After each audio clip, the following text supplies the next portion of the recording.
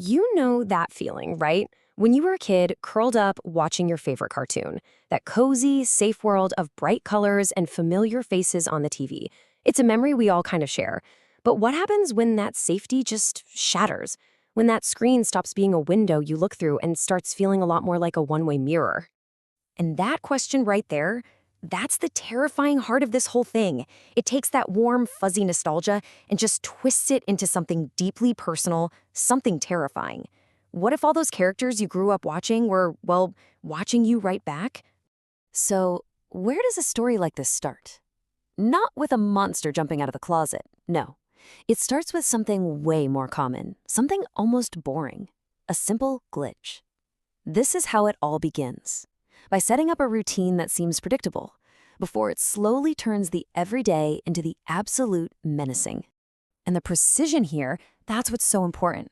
It's not just the middle of the night, it's exactly 3:07 a.m. That specificity is your first big clue that this isn't random. Something unnatural is going on. This isn't just happening, it's scheduled. It's an appointment. Okay, so here's the first real break from normal reality. A TV turning on by itself? I mean, you could try to explain it away, right? A power surge, some faulty wiring. In fact, the narrator's first thought is the logical one. I thought it was broken. We all try to find a rational reason for something that just feels deeply, deeply wrong. But any idea that this is just a simple malfunction, yeah, that goes right out the window here.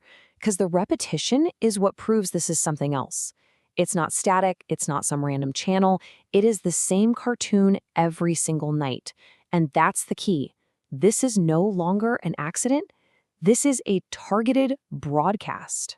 All right, so we've got a creepy, supernatural schedule on our hands. But this is where the story gets so much more personal.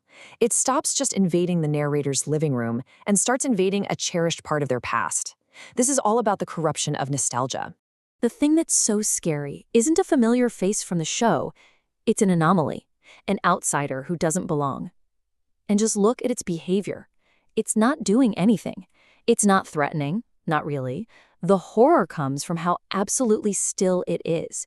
It's not performing for an audience, it's observing one.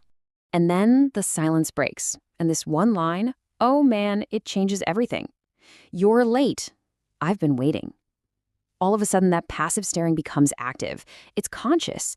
It implies that this has happened before, that there's an expectation. That 3:07 a.m. appointment wasn't just on the TV schedule, the character was waiting for them. So this brings us to the big question, right? It's the core of the psychological horror here. Why is this specific scenario so